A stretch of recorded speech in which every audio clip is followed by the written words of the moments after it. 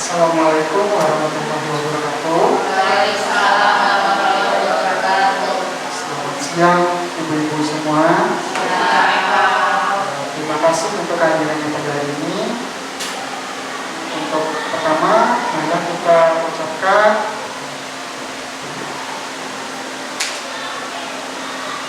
yang kami hormati Kepala BPD SMP Negeri 19 Depok, Bapak Tatak Kanismata SPDR, yang kami hormati ibu-ibu wakil kepala bidang kurikulum dan bidang kesiswaan, yang kami hormati ibu-ibu guru mapel dan rekan sejawat yang sudah berkenan hadir pada hari ini. Terima kasih kami ucapkan untuk kehadirannya pada hari ini. Izinkan saya CGP Angkatan 9 untuk melaksanakan diseminasi aksi nyata modul 1.4 dengan materi atau topik budaya positif.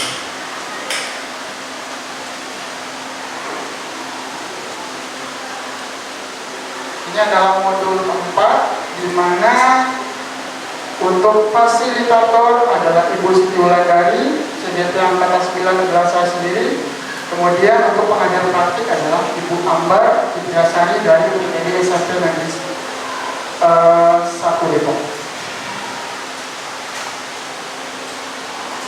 Selanjutnya untuk latar belakang dari pelaksanaan diseminasi modul 1.4 dengan topik budaya positif adalah suasana positif akan sangat membantu dan mendukung dalam menciptakan pembelajaran yang kondusif. Karena dengan suasana yang positif, murid dan guru akan menemukan suatu kondisi pembelajaran yang menyenangkan. Sehingga proses pembelajaran dapat berjalan tanpa adanya suatu beban, tetapi menjadi suatu kebutuhan. Suasana positif juga akan membantu menggerakkan moral yang positif bagi murid, sehingga karakter murid tidak hanya terbentuk dari akademik ataupun intelektualnya saja, tetapi juga dari lingkungan tempat mereka berada. Dari latar belakang di sini kita paham bahwa murid membutuhkan suasana yang nyaman dan budaya positif. Nah, selanjutnya kita harus mengetahui dulu apa itu budaya positif. Budaya positif itu adalah nilai-nilai, keyakinan, dan kebiasaan di sekolah yang berpihak pada murid agar murid dapat berkembang menjadi pribadi yang mandiri, kritis, penuh hormat, dan bertanggung jawab.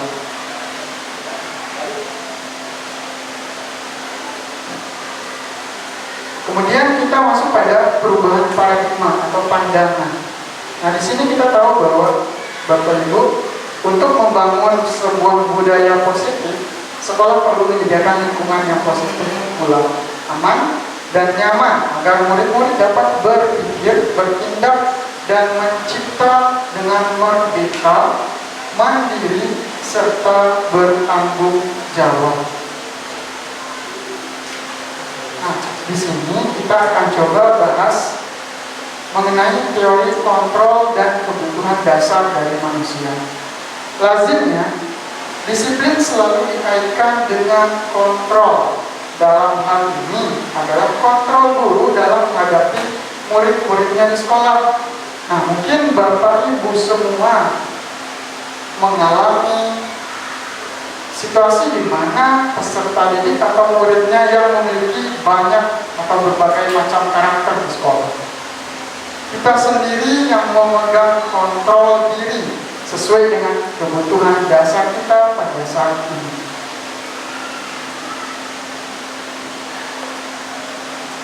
Baik, Bapak Ibu, di sini kita membahas dulu mengenai teori kontrol dari seorang guru.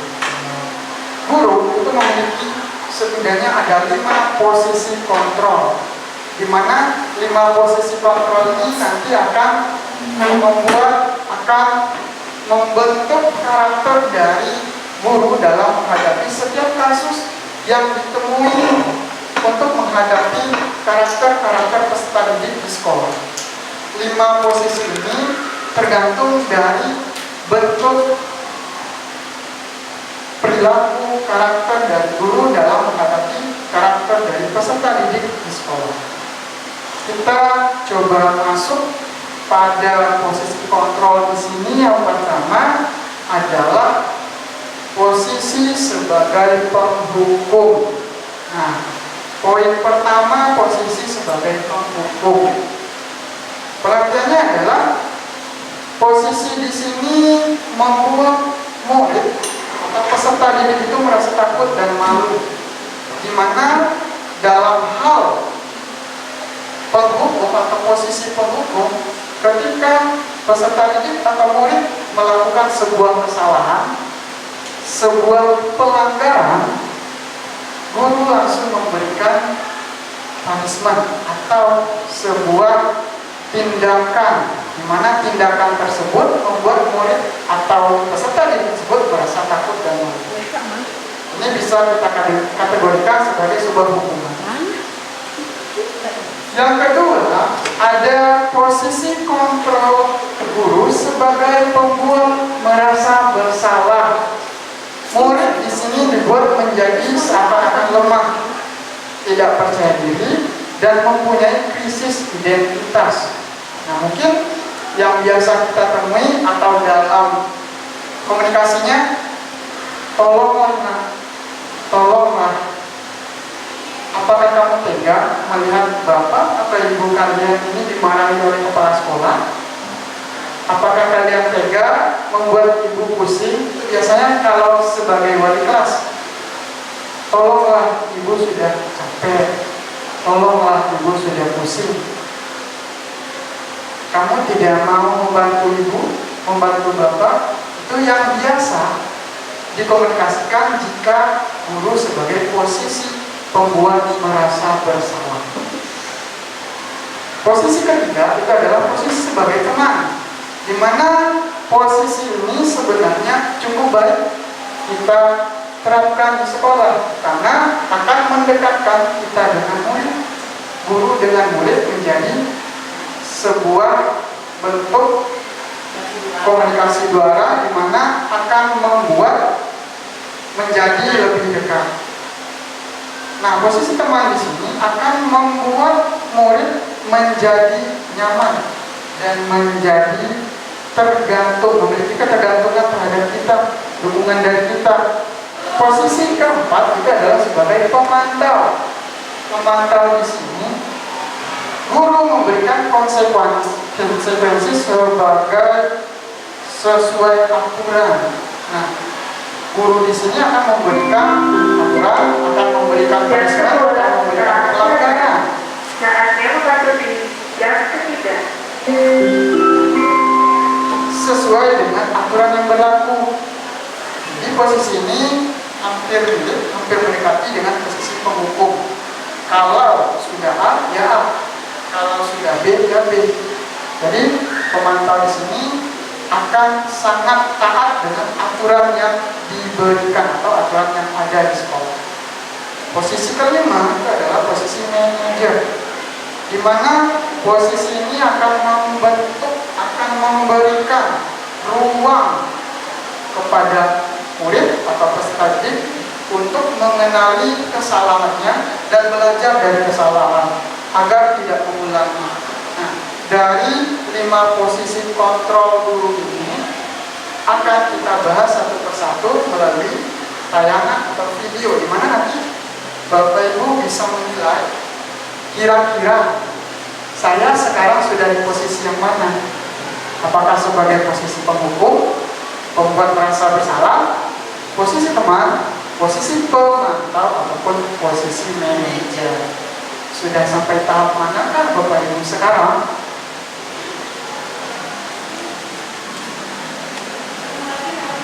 Oke, saya lanjut. Sebelum saya lanjut, mungkin dari saya dulu. Ada 5 posisi kontrol dari guru. Nah, 5 posisi kontrol guru ini sebenarnya kita, atau mungkin saya sudah melaksanakan, sudah merasakan, sudah membuat tindakan dari 5 posisi ini. Yang pertama penghukum.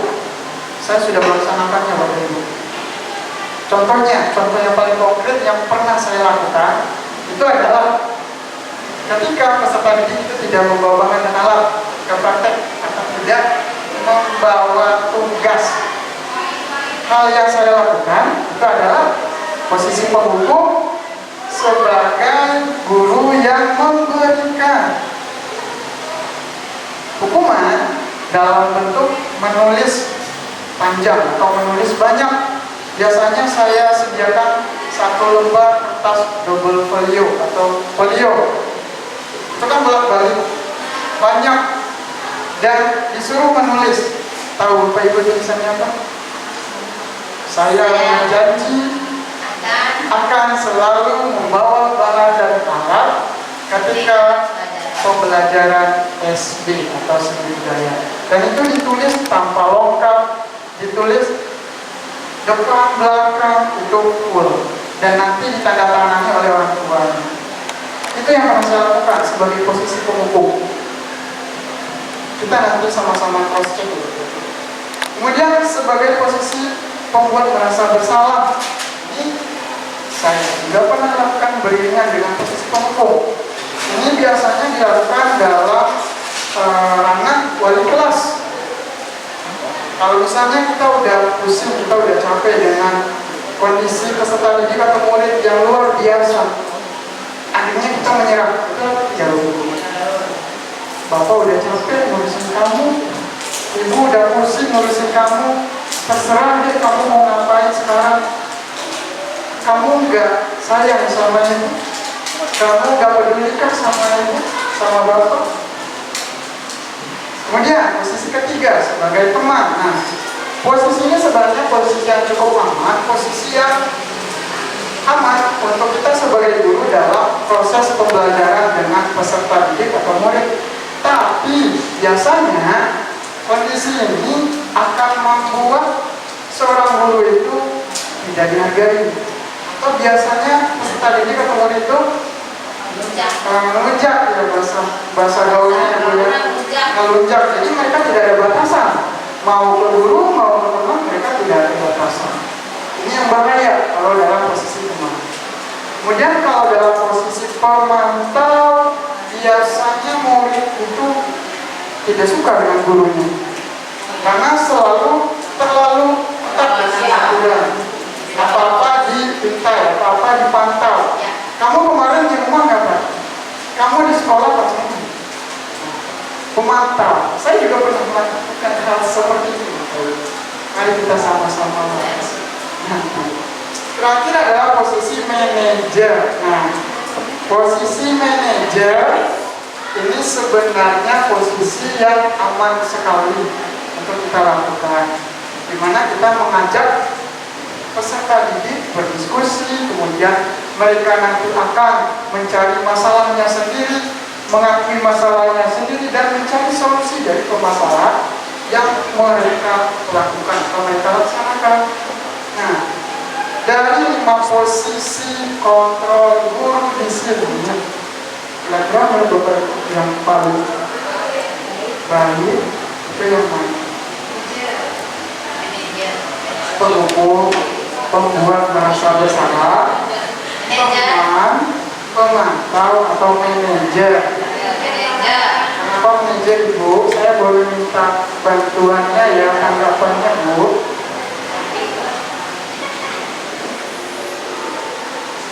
Ya, terima kasih Bapak Eko. Saya telah diberikan kesempatan. Jadi kenapa tadi saya memilih posisi kontrol guru itu di manajer ya Pak ya? Jadi di sini kan murid diberikan ruang diskusi dan diajak untuk mengenali kesalahannya, dan dia juga bisa belajar dari kesalahannya agar tidak mengulanginya. Artinya di sini anak diberikan kebebasan atau mengajak anak untuk berpikir kritis juga ya, karena kan kita memang harus menuju profil belajar Pancasila, jadi mandiri, secara mandiri menemukan kesalahannya sendiri dan syukur-syukur bisa mengatasi masalahnya gitu Pak. Baik, terima kasih. Jadi di kita membuat mereka mencoba mengenali kesalahan yang mereka buat dan mereka kembali mencari solusinya. Maka dengan itu, nah, supaya pemahaman kita tentang 5 posisi kontrol guru lebih baik atau lebih bisa dipahami lagi, nanti ada 2 video atau ada 2 cuplikan di mana video ini nanti akan berhubungan dengan posisi kontrol kita sebagai guru. Apakah selama ini kita sudah benar menerapkan atau menempatkan diri kita sebagai guru, sebagai pendidik, sebagai pengajar, atau hanya sebagai pembimbing? Untuk selanjutnya saya minta untuk Bapak Ibu semua untuk melihat cuplikan video berikut ini.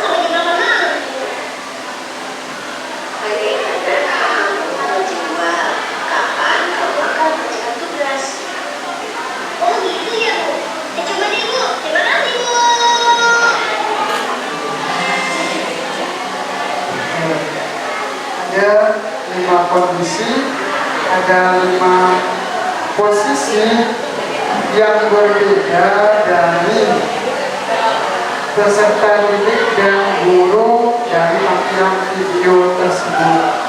Nah, posisi yang pertama atau video yang pertama, gurunya langsung marah. Gurunya nggak mau tahu, langsung dihukum. Posisi kedua itu, kok kamu begitu sih sebagai pembuat memberi hukuman sebagai posisi penghukum.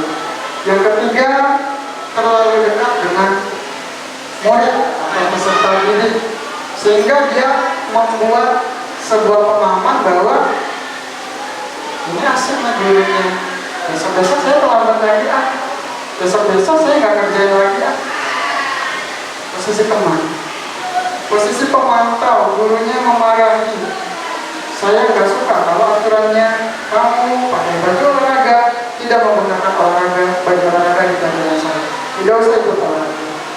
Posisi kelima, gurunya menanyakan apa sebabnya, mengapa demikian, kamu seperti itu kenapa? Kemudian muridnya menjelaskan secara detail. Kemudian gurunya memahami kondisi tersebut dan bersama-sama mencari solusi, sehingga apa yang dirasakan oleh peserta didik, apa yang diberikan oleh guru, solusinya sama-sama saling berhubungan atau berkolaborasi. Nah, video yang pertama ya Bapak Ibu, kira-kira sudah menemukan posisi Bapak Ibu sekarang pada detik ini? Sudah? Oke, sebelum menjawab, saya akan kembali tampilkan satu video utuh kembali, tapi ini mungkin lebih ke mungkin bisa sama-sama amati dan mencermati cerita berikut ini. Silakan untuk tonton video berikut ini.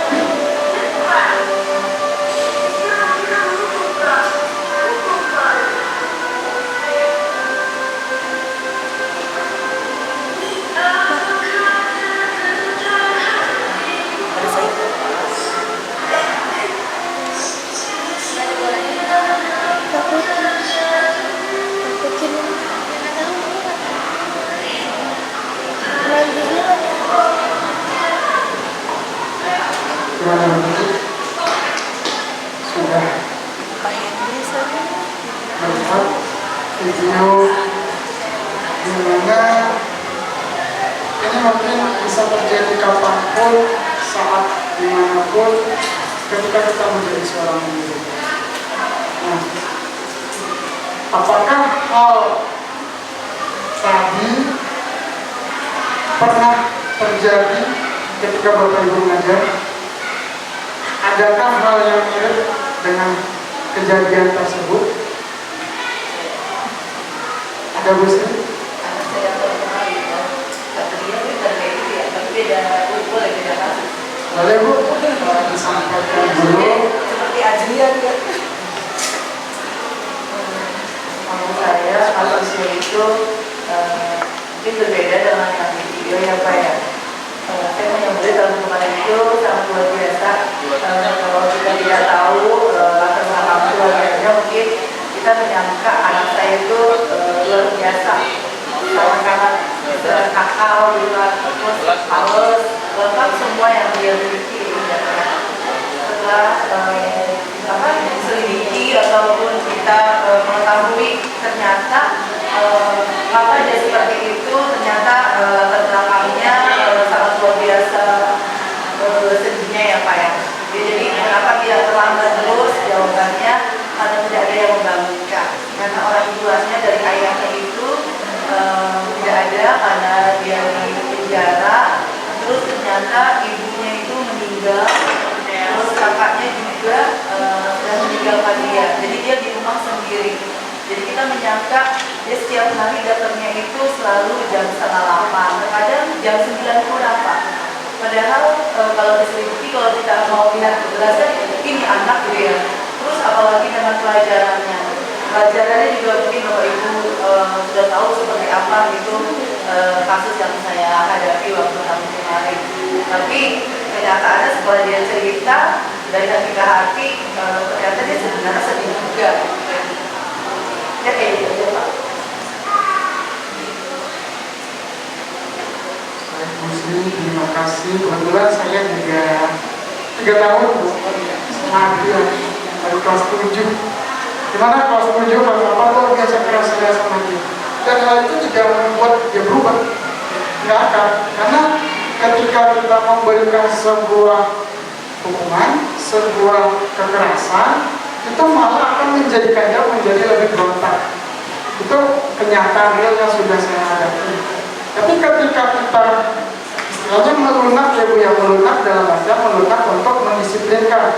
Akhirnya ketika dia udah lulus, ya kasus kabar kemarin ya Bu ya, mungkin Bapak Ibu ada yang tahu, ada yang tidak. Jadi saya sama Bu Eka itu kita mencari dana untuk beli alat musik di sekolah. Kemudian bocah juga berpikir, kita bertiga berpikir di mana ini sekolah punya kawan dan untuk digunakan ketika ujian praktek. Akhirnya dapat.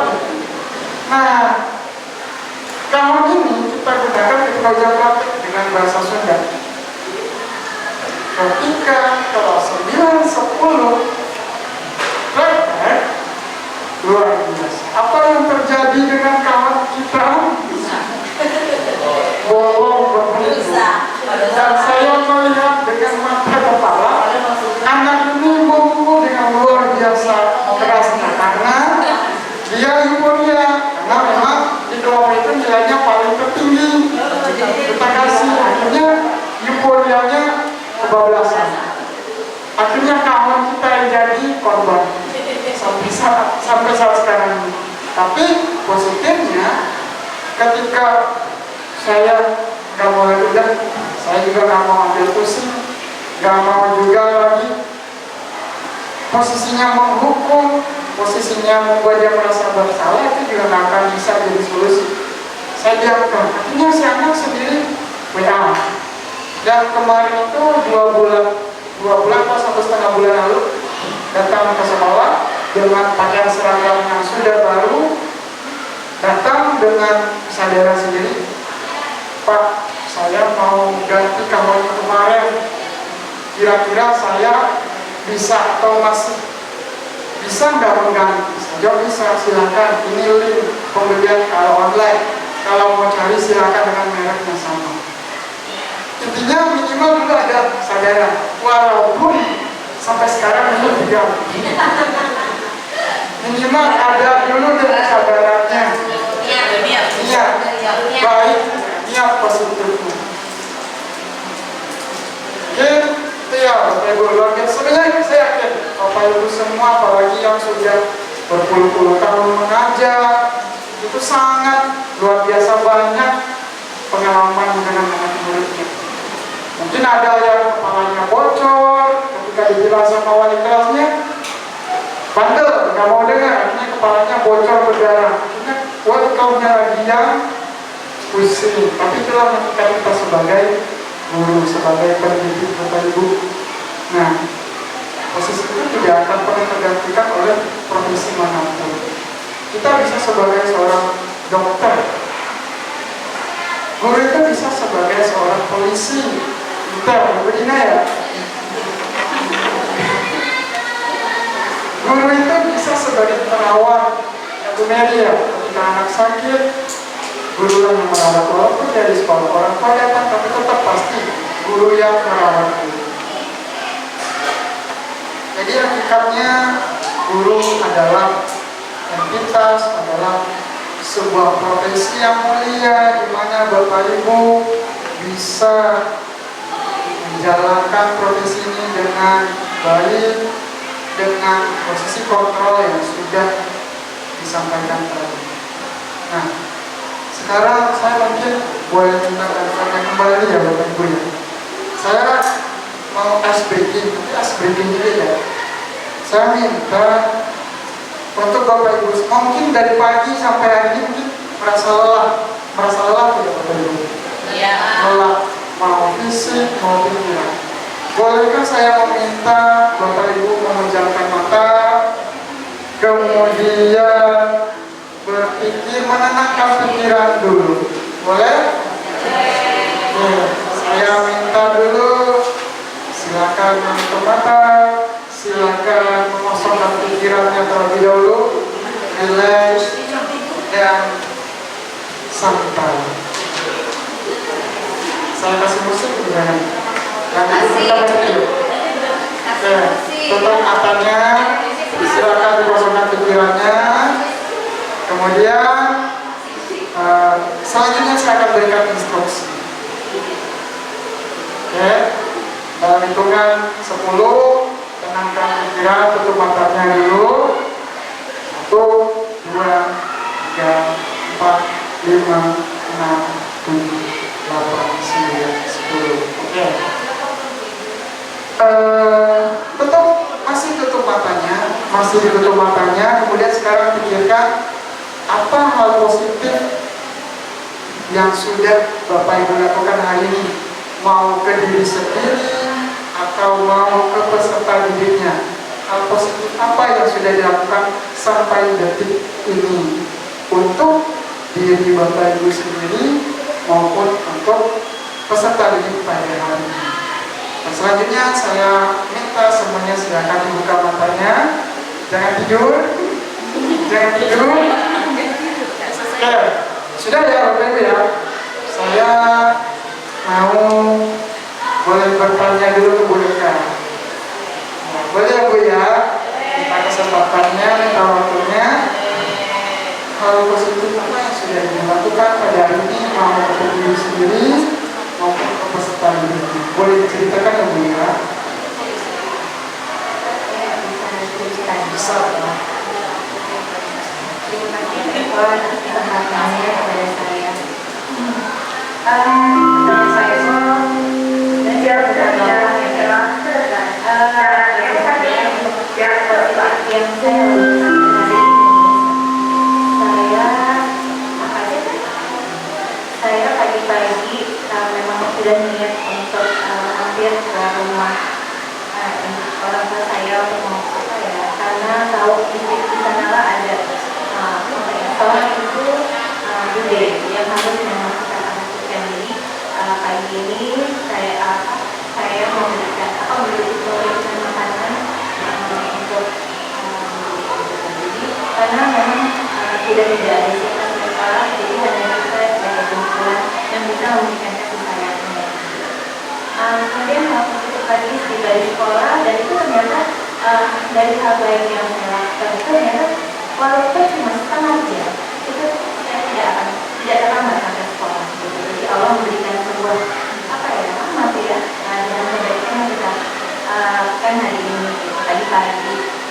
Nah yang kedua hal positif yang saya dapatkan yang sudah saya lakukan adalah memberikan kesempatan kepada murid-murid saya di kelas untuk bisa semuanya mempunyai peran di kelasnya gitu. Jadi sampai anak kelas tadi pagi saya mengajar di kelas 96, kelas yang umumnya itu memang ada anak-anak yang memang masih perlu perhatian, pengontrolan dan sebagainya, karena telah masuk dan sebagainya. Nah disitulah saya tidak akan membedakan siapa-siapa, justru saya memberikan kesempatan bagi anak ini untuk punya kesempatan sama dengan anak lainnya. Jadi semua saya selalu memberikan motivasi bagaimana mereka juga bisa berbuat kebaikan, belajar sama, berprestasi sama dengan kelasnya. Sementara mungkin hatinya bahwa saya kan bukan anak pintar guru, tapi tidak, karena ternyata ya anak ini ke depan itu malah bisa menjawab pertanyaan-pertanyaan dari teman-teman. Itu ada yang saya lakukan hari ini. Saya ingat loh ya. Iya, betul banyak nih. Terima kasih Pak Eko dan mungkin sekarang saya bercerita. Karena ini mereka mulai dari bagaimana bermanfaat untuk orang lain, kemudian datang ke sekolah dengan tepat waktu, dengan tanggung jawab, atau karena kimoku? Atau karena mau tepat? Tidak.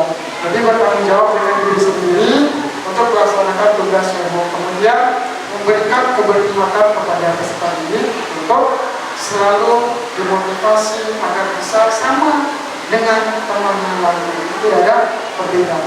Oke, terima kasih untuk mereka pengalamannya.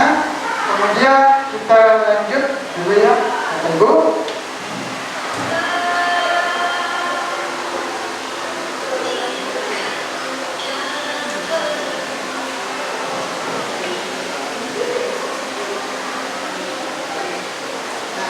Ini ujung pemahaman yang sebenarnya akan kita bahas, bahwa budaya positif itu akan selalu menuntun kita untuk berbuat baik dan akan mencapai kebahagiaan, seperti filosofi yang sudah diberikan oleh tokoh pendidikan Indonesia, yaitu ada PhD atau Ki Hajar Dewantara, bahwa pendidikan itu adalah menuntun dalam segala kodrat yang sudah ada pada murid agar mereka dapat mencapai keselamatan dan kebahagiaan yang setinggi-tingginya, baik sebagai manusia maupun sebagai anggota masyarakat. Nah, kita garis bawahi di sini bahwa mencapai keselamatan dan kebahagiaan, kira-kira kalau Bapak Ibu semua misalnya masuk kelas dengan rasa bahagia, dengan rasa senang, kira-kira muridnya menunggu di kelas itu dengan rasa yang sama atau berbeda? Nah, ketika gurunya sudah mendapatkan senyuman, ketika gurunya sudah memberikan kebahagiaan kepada peserta didik atau muridnya, secara tak langsung murid di kelas itu akan memberikan timbal balik yang sama. Itulah budaya positif yang akan selalu kita bisa terapkan pada peserta didik paling dasar. Kemudian kalau misalnya Bapak Ibu menemukan peserta didik dengan berbagai macam karakter, perilaku yang luar biasa seperti yang sudah disampaikan oleh Pusri tadi misalnya, nah, apakah kita akan memberikan sebuah kotak-kotakan? Ini anaknya nakal nih, ini anaknya pintar nih, ini anaknya nggak bisa diatur nih. Apakah masih terjadi seperti itu? Apakah masih seperti itu? tidak sangat. Mudah-mudahan kita di sini semua sudah bisa membuat peserta didik kita itu yang pertama kali seperti yang sudah disampaikan oleh terakhir mencapai keselamatan dan kebahagiaan. Kalau mereka sudah bahagia, mereka tidak akan mencari celah lagi. Mereka tidak akan memberikan kita bentuk penyimpangan atau bentuk pelanggaran yang akan membuat kondisi atau proses pembelajaran di dalam kelasnya menjadi rusuh atau tidak kondusif. Kemudian kita masuk pada semboyan KB. Ini mungkin sudah sangat familiar, sangat sering dibilang oleh bapak-bapak. Ngarso Kudodo, Mayo Karso, kemudian ini adalah semboyan yang kalau saya dari SD sudah selalu diperkenalkan, sudah diperlihatkan, sudah berikan pemahaman tentang semboyan KD. Kemudian yang terakhir mengenai pemikiran KD, kita bahas mengenai pilar pendidikan, kodrat alam, kodrat zaman, bagaimana peserta didik ini bisa menyesuaikan kondisinya dengan lingkungan, dengan zaman yang mereka lalui, zaman dulu dengan zaman sekarang. Saya yakini Bapak Ibu pasti mengeluh tidak kalau melihat kondisi peserta didik atau murid yang dulu dengan yang sekarang jauh beda. Apalagi ibu-ibu yang sudah senior ke 20 tahunan, 30 tahun mengajar. Bahkan ketika kita masih duduk di sekolah dasar atau SMP, ibu sudah mengajar, bapak ibu sudah mengajar. Nah, kalau kita dulu takut sekali dengan guru. Ketika dipanggil itu udah beneran. Kalau nggak hafal itu tangan, pukul sama pegang kayu. Jadi kalau kita udah nggak hafal dan takutan. Tapi kita ada motivasinya. Kita harus bisa, tapi caranya kalau dipandang sekarang sama Bapak Ibu ya. Kemudian itu perbandingan dulu. Kalau yang sekarang, kamu ngapain ke ruang guru? Ngadem Pak, ngadem Bu. Itu luar biasa. Sampai detik tadi saya juga masih mendengar. Harusnya kan kalau dari perilaku atau karakter tidak boleh dulu. Karena kita merasa tidak dihargai, kita merasa tidak dihormati lagi. Dengan santainya mereka datang duduk, Bu nampak ngadem, saya di kelas panas, di luar panas, kan ya begitu. Bagaimana kita mencari solusi dengan permasalahan tersebut? Bagaimana caranya? Harusnya kita manajer memberikan pemahaman, berdiskusi. Karena saya ingin mereka ketika kita berikan pemahaman, ada yang paham, ada yang tidak. Nah, kalau yang tidak berarti kita lebih keras lagi. Karena memang tuntutan seperti itu. Murid harus dibimbing, murid tidak boleh diberikan kekerasan, murid tidak boleh diberikan hukuman. Itu tidak begitu. Karena DBK ya, kayak Bu Kopi ya. Terus saya sebagai guru mau ngapain? Sedangkan murid saya luar biasa. Nah, itu tadi tugas kita sebagai guru, Bapak Ibu, sebagai pendidik, sebagai pengajar. Kita juga tidak boleh memposisikan diri kita sebagai teman. Kita juga harus tetap disiplin. Karena kalau kita juga tidak disiplin, ya kasusnya sama dengan video yang ketiga tadi. Oh, ibu ini begini doang. Oh, ibu ini begini doang. Oh, bapak ini hanya begini doang.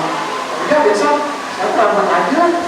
Ya udah besok saya nggak masuk deh pelajarannya. Besok saya nggak mau ikut tugas. Ada seperti itu? Apakah ada? Masih ditemui? Ada. Saya yakin masih ada. Banyak ibu. Banyak atau tidak? Makanya di sini mungkin kita saling sharing, saling berdiskusi, saling berbagi bahwa kekerasan itu bukanlah solusi, bukanlah sebuah bentuk penyelesaian masalah yang bisa kita terapkan kepada peserta didik. Kenapa? Karena zamannya sudah beda, kodratnya sudah beda, kodratnya sama zaman sudah beda. Tadi saya sudah bercerita bahwa zaman dulu ketika saya belajar saya luar biasa, sampai ketika saya di setiap daerah, saya ngajar SD. Saya mau membeli tugas, itu ada anak setiap saya masuk nangis. Ketika ditanya kamu kenapa nangis, saya takut. Kalau dia ngajar dia galak. Nah, tapi ketika dia kelas 9, saya nggak ngajar, dia nanya, kok nggak ngajar sama bapak lagi ya? Lah, saya kan galak, kan kamu nangis terus. Akhirnya setelah mereka mengalami proses 1 tahun lebih, mereka mencari solusi sendiri. Kenapa saya seperti ini? Apa salahnya saya? Kenapa gurunya seperti ini? Tapi saya tetap dalam posisi yang sama dengan dulu ya. Posisinya waktu itu masih sebagai posisi pendukung dan pemantau. Karena saya telah kalau memang tidak boleh, padahal belum tentu mereka melakukan kesalahan itu dengan sengaja. Bahkan setelah waktu itu juga ada kasus di mana ini anak nggak pernah masuk. Mereka berakhir. Saya wali kelas 7. Ada lagi guru agama, wali kelasnya kelas 9. Mereka berakhir sama. Selalu nggak pernah masuk di hari yang sama. Kemudian waktu yang sama. Akhirnya kita berdua sama guru kita ngomong. Mereka lagi apa baru kita tahu. Tidur, jasnya masih ada. Jadi ketika kita ketuk pintu dia kaget. Kamu kenapa nggak sekolah? Kamu kenapa baru bangun? Alasannya ibu saya sudah 2 hari nggak pulang. Ayah saya sudah tidak di rumah lagi. Jadi saya sama adik saya ngurus diri saya sendiri. Makanya gimana? Hilang aja. Sini yang tahu. Tanpa kita tahu bahwa kita di sekolah memarah itu akan menambah beban mental. Jadi saya tahu kita harus menempatkan posisi kita, harus kita tanya dulu. Kadang mereka itu tidak mau melakukan kesalahan, tapi karena keadaan. Mari sama-sama kita kembali refleksi untuk memperbaiki diri. Para saya yang luar biasa, walaupun baru 8 tahun aja saya sudah mengalami hal-hal seperti itu, dan akhirnya saya menyadari bahwa apa yang saya lakukan itu ada yang kurang tepat. Itu ya. Kemudian ada budi pekerti berhubungan dengan perilaku, kemudian ada asas trikol. Pengajian dan terus. Ini adalah filosofi pemikiran menurut KHD yang memang perlu kita pahami. Kemudian ini masih berhubungan dengan perilaku peserta didik yang jika kita lihat melakukan kesalahan, ada kebutuhan yang memang tidak terpenuhi oleh mereka sehingga mereka melakukan sebuah pelanggaran atau kesalahan. Nah, 5 kebutuhan dasar ini, yang pertama bertahan hidup, yang kedua rasa cinta dan kasih sayang, yang ketiga kebebasan, yang keempat kesenangan, yang kelima adalah pemuasaan. Jika 5 kebutuhan dasar ini tidak terpenuhi, kita juga sebagai orang dewasa mungkin pasti akan pusing, pasti akan sedih, pasti akan mengalami berbagai kondisi atau keadaan. Apalagi kita yang masih labil usia SMP, mereka tidak tahu mana yang bisa baik untuk mereka, mana yang benar untuk mereka. Jadi ketika kelima kebutuhan dasar manusia ini tidak terpenuhi, maka akan ada pelanggaran kesalahan yang bisa dilakukan oleh peserta didik atau murid kita. Nah, dari permasalahan, dari kebutuhan dasar, kita ketika di kelas atau sekolah, kita harus tahu dulu apa langkah-langkahnya. Nah, salah satu langkah yang bisa kita terapkan adalah keyakinan kelas. Selama ini pasti guru-gurunya menyusun peraturan kelas. Peraturan dan keyakinan itu berbeda. Ketika peraturan itu bersifat memaksa, keyakinan sesuai dengan pemikiran, nilai-nilai kebajikan yang diberikan kepada peserta didik, kita berikan pemahaman dan dilaksanakan secara bermusyawarah. Keyakinan kelas merupakan sebuah nilai kebajikan yang umum atau universal yang telah disepakati secara tersirat dan tersurat lepas dari adanya latar belakang suku, negara, bahasa maupun juga agama atau syarat. Keyakinan kelas dibuat secara bersama-sama dengan seluruh siswa atau murid yang mempunyai nilai-nilai kebajikan yang dapat dipercayai. Jadi keyakinan kelas itu bisa kita lakukan secara bersama-sama. Sekarang kita masuk pada apa beda peraturan kelas dan keyakinan kelas. Peraturan tatanan atau aturan yang sifatnya memaksa yang berasal dari luar diri murid kita, yaitu adalah yang biasa buat peraturan adalah guru. Kalau di sekolah ada peraturan sekolah, kalau di kelas ada peraturan kelas yang dibuat oleh sekolah maupun guru. Nah, di sini peserta didik atau murid tidak bisa menolak kalau yang dia dulu. Nah, sifatnya memaksa, dan itu bukan dari masukan atau pemikiran dari peserta didik kita maunya seperti apa. Yang penting kalian melaksanakan peraturan. Kemudian bedanya dengan keyakinan, kalau keyakinan adalah nilai yang dipegang dan diyakini dan berasal dari dalam diri peserta didik.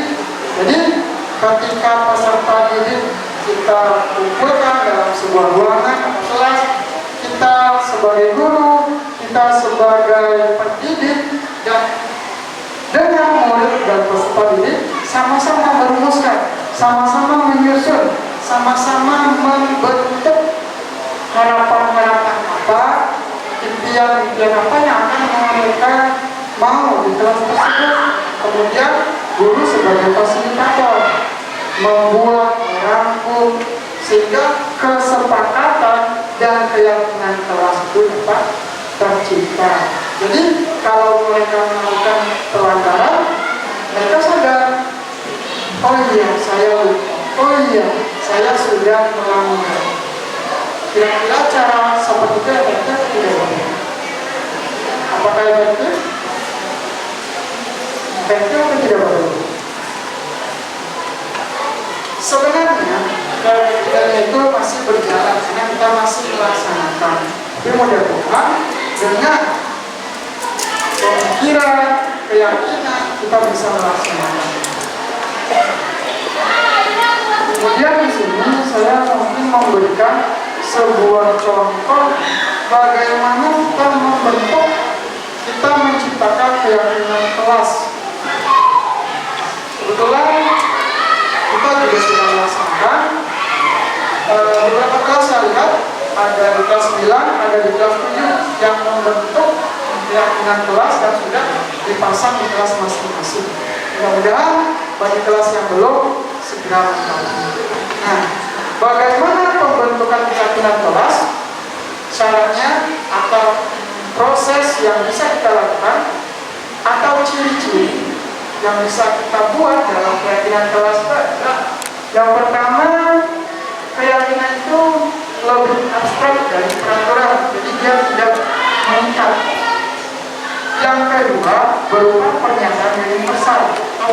nilai-nilai kebajikan, tanggung jawab, disiplin, saling menghormati. Yang ketiga dibuat dalam bentuk positif. Jadi kalimat-kalimat yang kita gunakan dalam keyakinan kelas itu tidak lagi mengandung kata-kata dilarang, tidak boleh, denda, harus. Jadi harus menggunakan kalimat atau kata-kata positif. Misalnya saling menghormati sesama anggota kelas atau sesama murid di kelas, melaksanakan tiket kelas dengan betul dan lancar. Itu salah satu kalimat yang bisa kita gunakan dalam bentuk keyakinan kelas. Poin keempat, sedikit saja agar mudah diingat. Jadi kalimat yang kita susun tidak boleh panjang, takutnya nanti mengarang. Jadi tidak harus panjang, tapi sampai ke inti. Istilahnya singkat, padat, dan jelas. Poin kelima, sesuai dengan kondisi kelas dan sekolah agar mudah diterapkan. Setiap sekolah, setiap kelas itu akan berbeda-beda. Betul? Betul? 91 sama 93 beda ya Bu ya? Kondisinya ya Bu ya? 92 sama 94 kondisi anaknya berbeda, kondisi orang tuanya berbeda, kondisi kelasnya berbeda. Jadi tidak harus kita mengkata-katakan atau menyamaratakan bahwa kelas ini sama semua. Poin keenam, semua warga kelas atau sekolah dilibatkan dalam perumusan atau pembuatan keyakinan kelas. Jadi kita secara bermusyawarah, secara bersama-sama, agar apa yang mereka inginkan, agar apa yang mereka harapkan bisa tercipta, dan jika mereka melaksanakan atau melakukan sebuah pelanggaran, mereka sadar karena mereka yang menyusun. Selanjutnya mungkin saya berikan sebuah contoh dari keyakinan kelas yang sudah kami sepakati di kelas 93. Jadi di sini kami merumuskan ada 5 poin, di mana 5 poin ini mudah-mudahan sudah mencakup semuanya. Yang pertama, selalu menjaga kebersihan di kelas. 2, disiplin dan tepat waktu. Disiplin di sini mau tugas, mau masuk kelas, mau berpakaian, ini selalu diterapkan mudah-mudahan. Yang ketiga, selalu saling tolong kompak dan bekerja sama. Yang keempat, selalu berbicara dengan sopan dan santun. Yang kelima, saling menghormati dan menghindari perilaku bullying. Ini adalah 5 poin yang kami sepakati dan insya Allah sudah dipasang. Sudah kita kemarin copot lagi.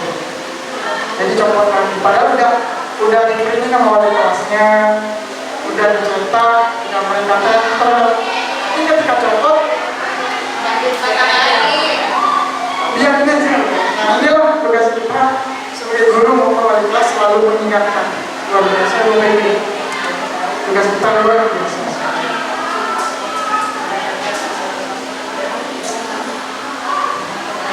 Selanjutnya tadi kita sudah bahas pelanggaran, kesalahan, posisi, kebutuhan.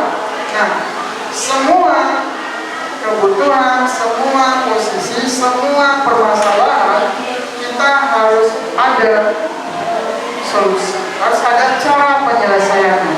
Nah, di sini kita sebut dengan restitusi. Apa itu restitusi? Restitusi itu adalah proses menciptakan kondisi bagi murid atau peserta didik untuk memperbaiki kesalahan mereka sehingga mereka bisa kembali pada kelompok mereka dengan karakter yang lebih kuat.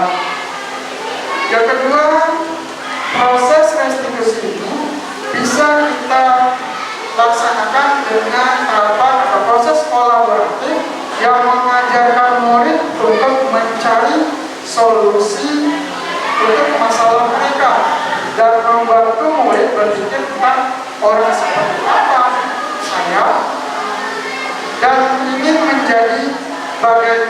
mereka diperlakukan oleh orang lain. Ini juga sudah saya terangkan kemarin di kelas 92. Kemarin kebetulan saya ngajar di jam istirahat terpotong istirahat nanti. Jadi 1 jam sebelum istirahat, kemudian 2 jam setelah istirahat. Saya masuk kelas 92. Sebelum istirahat 1 jam. Nanti kalian masuk. Nanti kalian masuk di jam istirahat yang sama dan tepat waktu ya. Kemudian saya sengaja masuk 15 menit lambat. Ketika saya masuk, masih ada beberapa orang yang belum masuk kelas. Terus mereka lari-larian ketika saya lari-larian. Pak izin pak, saya baru istirahat. Pak izin pak, saya makan. Padahal saya udah berikan waktu yang lumayan lama, hampir 30 menit. Nah, saya berpikir kalau saya marah, bisa salah. Mereka gak bakalan ngerjain apa yang saya suruh. Kalau saya terlalu lembut, mereka kebiasaan. Nah, solusi yang sampai saat kemarin saya lakukan, saya izinkan masuk, berikan sebuah restitusi dulu sekitar 2 menit. Kemudian mereka yang bawa makanan, saya suruh simpan, saya nggak izinin makan. Walaupun alasannya di kantin antri, walaupun alasannya saya tadi main dulu, kita tetap harus menerapkan yang namanya disiplin positif. Akhirnya mereka menyimpan dulu sampai nanti jam SB selesai. Apakah sudah sempurna? Saya yakin belum. Mudah-mudahan kedepannya bisa lebih baik. Kemudian dari restitusi ini kita mengenal ada namanya ciri-ciri. Yang pertama, bukan untuk menebus kesalahan. Restitusi itu untuk belajar membuat solusi dari permasalahan yang kita buat, atau solusi dari permasalahan yang dilakukan oleh peserta didik. Ciri kedua adalah memperbaiki hubungan. 3, tawaran atau bukan paksaan. 4, restitusi menuntut untuk melihat ke dalam diri, di mana sesuai dengan keyakinan tadi bahwa berasal dari intrinsik atau dalam diri, mereka mengungkapkan kesalahan mereka, memberikan solusi atas kesalahan yang mereka laksanakan atau mereka lakukan.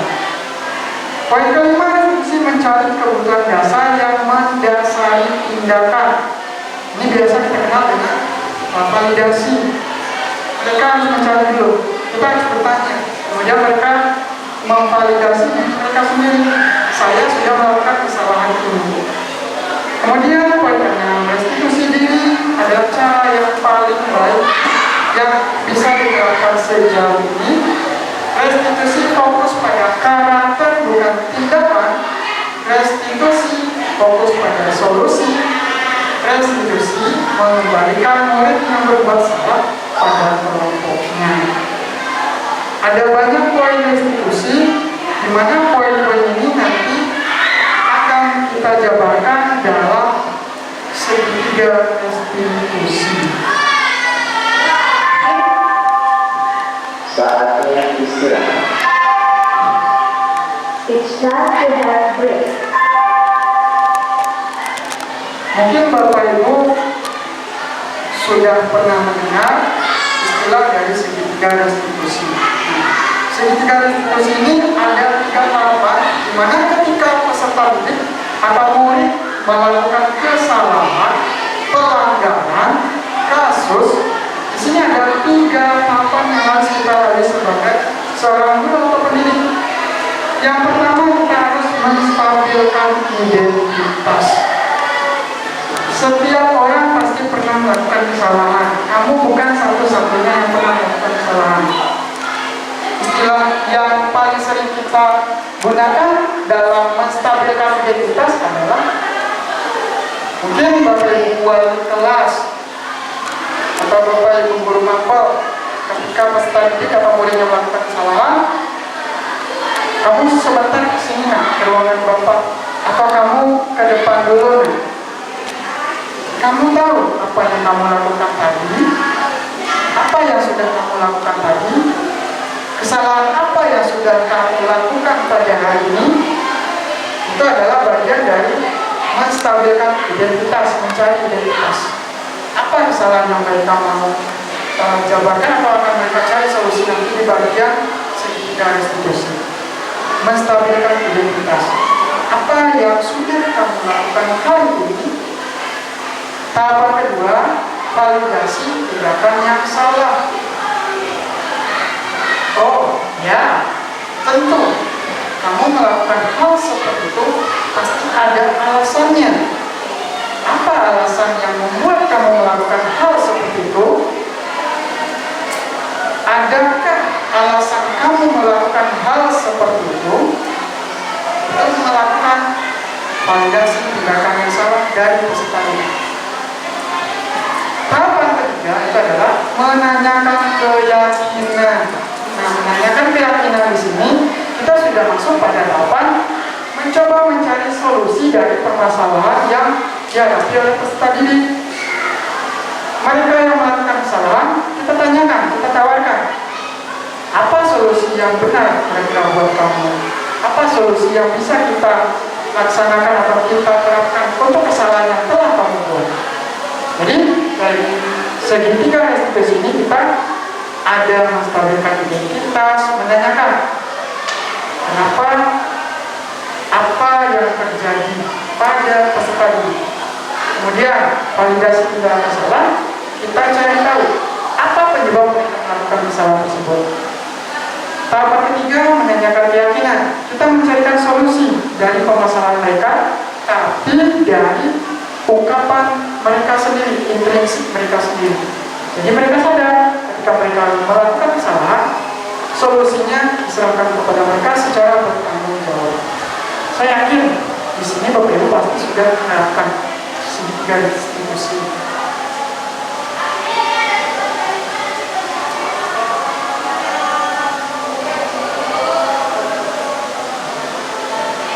Ini adalah tahapan-tahapannya Bapak Ibu secara terperinci. Boleh diperhatikan ke smartboard-nya. Ini secara lebih detail. Ini tahapan menstabilkan identitas.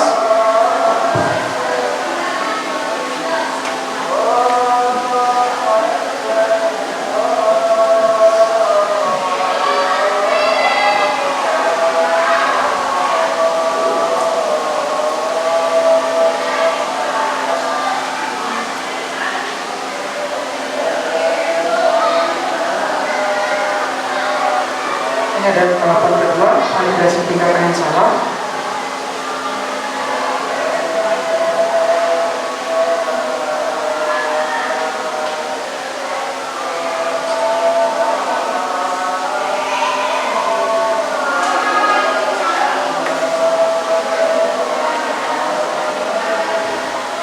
Dan yang terakhir adalah menanyakan keyakinan.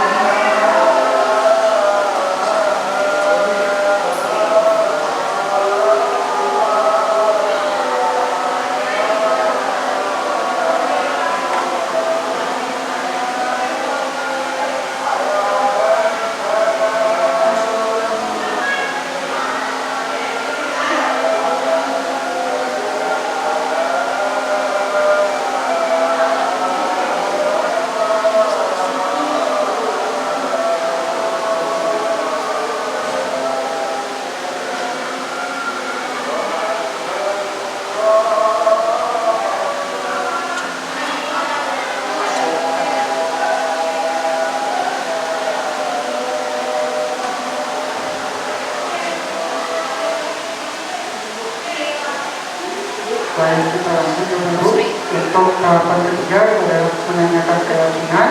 Di sini kita bisa lihat apa saja yang bisa kita lakukan, perilaku apa yang bisa kita lakukan, dan pertanyaan seperti apa yang bisa kita terapkan pada peserta didik atau murid.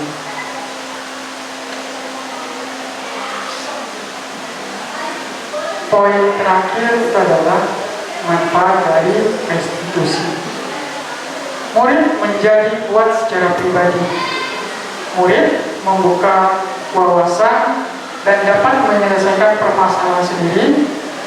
Murid semakin percaya diri, mandiri, dan merdeka. Walaupun pada kenyataannya kita sebagai guru harus bekerja sangat keras untuk menerapkan restitusi ini. Tapi percayalah Bapak Ibu, apa yang kita lakukan, apa yang kita laksanakan setiap hari Senin sampai hari Jumat itu akan mempunyai tujuan yang baik untuk peserta didik atau murid kita. Kita sebagai guru tidak akan pernah mau melakukan hal-hal yang jahat atau tidak bermanfaat untuk murid kita. Dan kita juga harus menanamkan bahwa setiap murid kita itu tidak ada yang bodoh, tidak ada yang nakal, tidak ada yang bandel. Kita coba mulai budaya positif dengan memberikan kesempatan kepada mereka, memberikan ruang kepada mereka untuk memperlihatkan siapa jati diri mereka. Karena juga banyak pengalaman bahwa saya yakin, apalagi Bapak Ibu yang sudah tahu ya, ketika di SMP, SMA, muridnya nakal luar biasa. Mungkin Ibu Kopi ketika di Setia Negara kali ya Bu ya, ada yang tangkap kali ya Bu ya anaknya. Ada ya Bu ya? Sering. Luar biasa. Gurunya dulu harus ngejar-ngejar. Saya juga pernah sempat soalnya Bu. Jadi muridnya itu kita kejar, cari ke sana, cari ke sini. Pakai celurit, terus mereka ngejar sekolah lain. Tapi ketika mereka sudah dewasa, ketika mereka sudah punya profesi, mereka kembali kepada guru yang mendidik mereka, dan mereka dengan bangganya memberikan pemahaman bahwa terima kasih loh Pak, terima kasih loh Bu, sudah mendidik saya dengan keras Bu, mendidik saya dengan begini, tujuannya baik, akhirnya saya bisa seperti ini. Tapi kita kembali lagi ke prinsip bahwa peserta didik atau murid itu sesuai dengan kondisi kodrat alam dan kodrat zaman. Yang dulu tidak bisa disamakan dengan sekarang. Kalau sekarang kita pakai kekerasan, kita bentak, kita teriak, yang jadi korban siapa? Guru. Ada guru yang dilaporkan, ada guru yang dibacok, ada guru yang dipukul, karena memang bukan zamannya. Dan ketika mereka mendapatkan perlakuan tersebut, mereka pasti akan merasa puas. Ada sebuah kepuasan, ada sebuah kebebasan yang mereka dapatkan. Makanya tadi saya sampaikan bahwa menjadi guru pada zaman sekarang luar biasa. Tapi semoga apa yang Bapak Ibu semua usahakan bisa menjadi ladang dan amalan yang mudah-mudahan murid kita kembali ke hadapan kita dengan kondisi yang luar biasa membanggakan. Kami tidak akan menutup kemungkinan ketika mereka nakal luar biasa, mereka kembali ke kita 10 tahun, 20 tahun menjadi orang yang luar biasa. Jadi ya Bapak Ibu ya, coba saya lihat dulu slide yang ada. Soalnya udah hampir jam 3 ya, udah mau absen. Oke,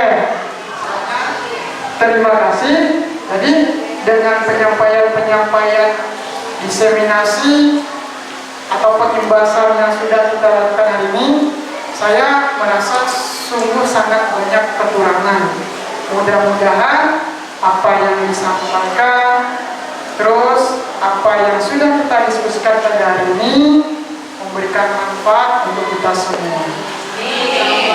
Mudah-mudahan Bapak Ibu di seluruh dunia mendapatkan kesehatan, selalu diberikan kesehatan, kebahagiaan yang setinggi-tingginya, dan keselamatan dalam proses pembelajaran mendidik generasi dan anak bangsa. Semoga kita bukan lagi menjadi guru yang tidak memberikan kesempatan atau ruang kepada peserta didik, murid, tapi sebagai pendengar, pemberi motivasi, pemberi solusi yang baik. Karena saya yakin semua yang Bapak Ibu lakukan adalah tujuannya baik.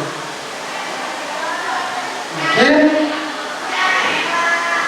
sekian penyampaian materi diseminasi atau pengimbasan dari saya. Aksi nyata modul 1-4 budaya positif yang insya Allah bisa kita terapkan di PPD SMP Negeri 19 Depok. Sebelum saya tutup, mungkin ada yang mau ditanyakan? Ada yang mau bertanya? Cukup? Mau pulang ya?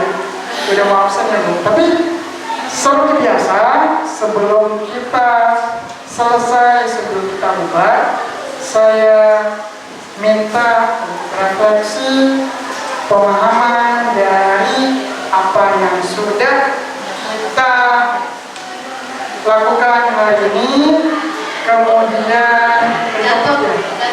Jadi nanti kita tempel refleksinya, kemudian kita foto bersama ya Bapak Ibu. Ya Bapak Ibu ya. Oke. Sekarang saya sebar untuk positifnya.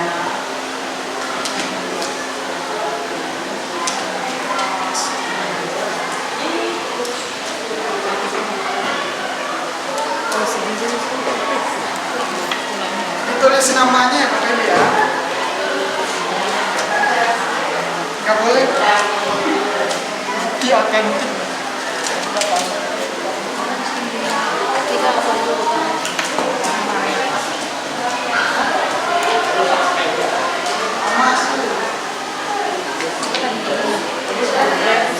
Apa sih pertanyaannya? Referensi dari Referensi yang tadi judulnya budaya positif ya Bu? Iya. Iya. Budaya positif kan judulnya? Budaya positif. Budaya positif. Dia baca.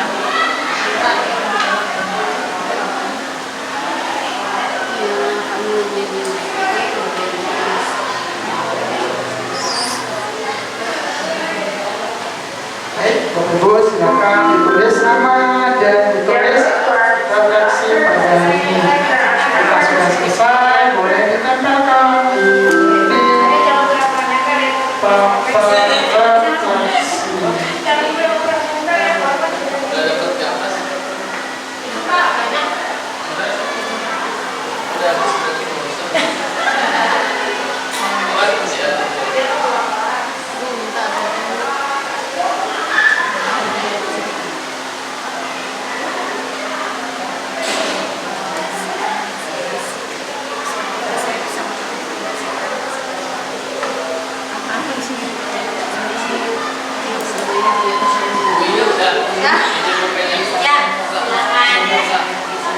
Baik Bapak Ibu, sambil menunggu tulis, mungkin kami atau saya akhiri presentasi pada hari ini.